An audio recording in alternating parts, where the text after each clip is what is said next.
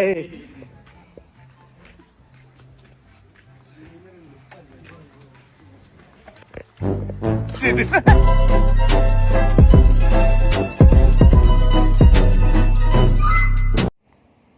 guys, balik lagi bersama saya Friza Fatur Rahman.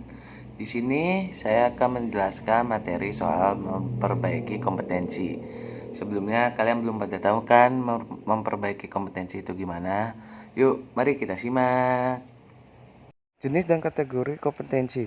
Yang pertama, menurut Margaret Dales 2003, kompetensi menggambarkan dasar pengetahuan dan standar kinerja yang disyaratkan agar berhasil menyelesaikan pekerjaan atau memegang suatu jabatan. Praktisi MSDM, kompetisi deskripsi karakteristik seseorang. Menurut Michael Armstrong 1994, kompetensi apa yang orang bawa pada suatu pekerjaan dalam bentuk, tipe, dan tingkat perilaku yang berbeda. Menurut Lilio Spencer dan Signe Spencer 1993, kompetensi karakteristik dasar perilaku individu yang berhubungan dengan kriteria acuan efektif yang berhubungan dengan kriteria atau kinerja unggul di dalam pekerjaan dalam suatu pekerjaan atau organisasi atau situasi. Menurut Novo dan Margaret Dale 2003, kompetensi kemampuan untuk menjalankan aktivitas dalam pekerjaan. Menurut Training Agency 1988, kompetensi kemampuan untuk menjalankan aktivitas dalam pekerjaan atau fungsi sesuai dengan standar kerja yang diterapkan. McLean 1993, kompetensi karakteristik dasar personal yang menjadi faktor penentu sukses tidaknya seseorang dalam mengerjakan sesuatu pekerjaan atau situasi. Menurut Kepala Bidang BKN 2003, kompetensi, kemampuan, dan karakteristik yang dimiliki seorang pegawai negeri sipil, pengetahuan, keterampilan, dan sikap perilaku yang diperlukan dalam tugas jabatannya sehingga PNS tersebut dapat melakukan tugasnya secara profesional, efektif, dan efisien. Ya, di sini ada beberapa komponen kompetensi. Yang pertama ada motivasi yang menggerakkan, mengarahkan, dan menyeleksi perilaku terhadap tujuan atau kegiatan tertentu. Di sini ada karakteristik fisik dan respon konsisten terhadap berbagai situasi atau informasi. Di sini ada self concept yang menurut sikap, nilai, dan citra diri seseorang. Yang keempat ada knowledge, pengetahuan atau inform seseorang dalam bidang spesifik tertentu, dan di sini ada skill, kemampuan untuk melaksanakan tugas fisik tertentu atau tugas menilai tertentu. Perlunya kompetensi diperbaiki. Determinan yang mempengaruhi atau membentuk kompetensi. Yang pertama ada kepercayaan dan nilai. Kepercayaan dan nilai seseorang terhadap sesuatu jabatan berpengaruh terhadap sikap dan perilaku seseorang. Yang kedua, keahlian, keterampilan. Aspek keahlian atau keterampilan ini memegang peran penting dalam membentuk kompetensi. Yang ketiga ada pengalaman. Pengalaman merupakan elemen penting dalam membentuk penguasaan kompetensi terhadap tugas. Yang keempat ada karakteristik personal. Karakteristik atau kepribadian seseorang turut berpengaruh terhadap kompetensi seseorang. Motivasi seseorang terhadap suatu pekerjaan atau aktivitas akan berpengaruh hasil yang dicapai. Yang keenam ada self improvement, hambaran dan blok emosional saling membatasi penguasaan kompetensi. Yang terakhir ada kapasitas intelektual. Kapasitas intelektual seseorang akan berpengaruh terhadap penguasaan kompetensi. Tingkat perbaikan kompetensi. Yang pertama, mudah diperbaiki, mengembangkan orang lain, efisiensi produk, kerja tim, keahlian teknis, orientasi pelayanan, mengelola kinerja. Yang kedua agak sulit diperbaiki, yaitu orientasi hasil, kualitas keputusan, pengaruh penyelesaian konflik, pemikiran, analisis, kecerdasan organisasional. Yang ketiga sulit diperbaiki, inisiatif, inovasi, integritas, dan kejujuran pengelolaan, tekanan kejiwaan, pemikiran konseptualis, dan fleksibilitas. Perbedaan kompetensi dan konsep lain. Kompetensi merujuk pada pendekatan perilaku. Perilaku tertentu dijadikan parameter untuk mampu melaksanakan pekerjaan secara efektif, berhasil, dan unggul atau superior. Yang pertama ada komponen kompetensi. Komponen kompetensi terdiri dari dorongan, sifat, citra diri, dan peran sosial dan kemampuan. Menurut Boyatri 1982.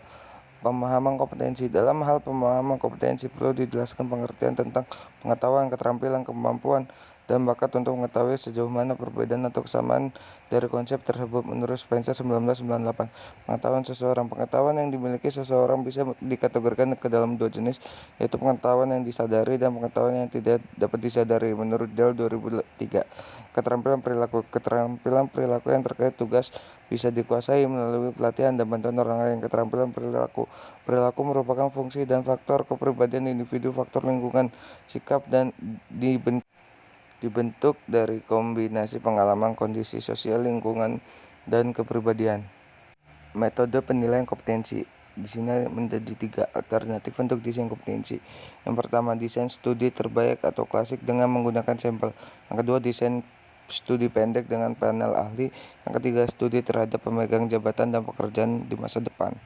Rancangan studi terbaik model kompetensi dengan menggunakan sampel yang terdiri dari 6 tahap menurut Spencer. Yang pertama ada menetapkan kriteria kinerja efektif. Yang kedua, mengidentifikasi kriteria sampel. Yang ketiga, mengumpulkan data. Yang keempat, analisis data dan pengembangan model kompetensi. Yang kelima, validasi model kompetensi. Yang keenam, mempersiapkan penerapan model kompetensi.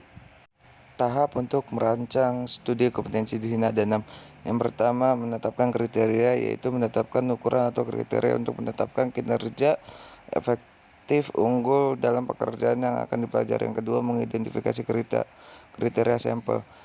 Kriteria efektivitas kinerja yang dikembangkan dalam tahap 1 digunakan untuk mengidentifikasi kelompok kinerja unggul dalam ralat.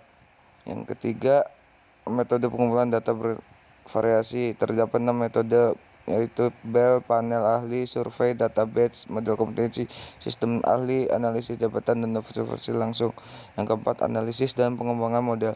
Pada tahap ini, data dan seluruh sumber analisis untuk mengidentifikasi kompetensi, kepribadian, dan keahlian yang dimiliki pekerja. Yang kelima, variasi model kompetensi yang diuji dengan melihat jika model dimaksud memprediksikan kinerja dari orang-orang dalam kedua kelompok sampel pada waktu yang sama.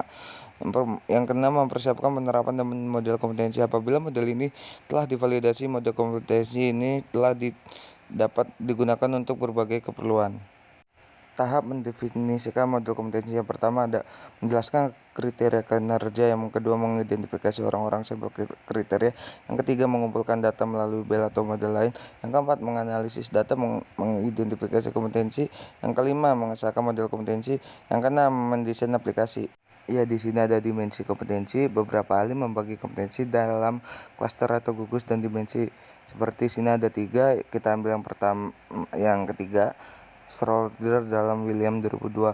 Yang pertama ada kognitif, mencari informasi, pemikiran konseptual, fleksibilitas.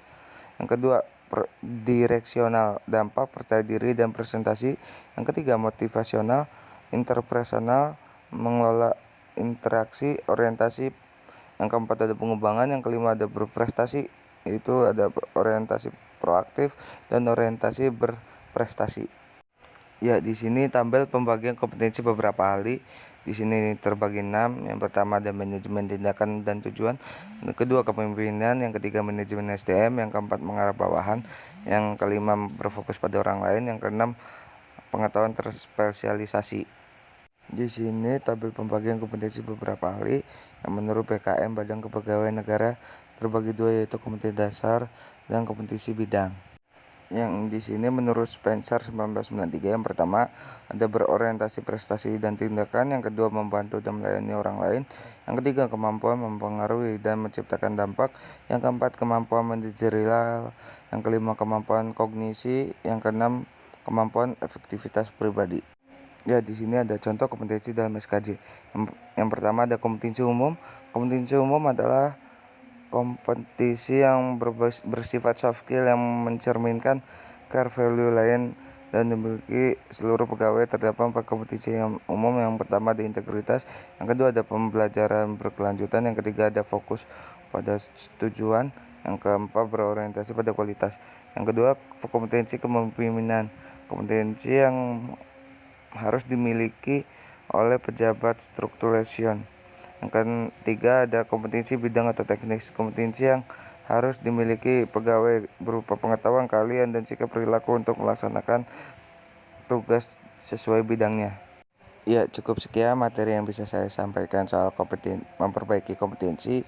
Bila ada tutur kata mohon dimaafkan. Dan jangan lupa like, comment, and subscribe ya guys ya.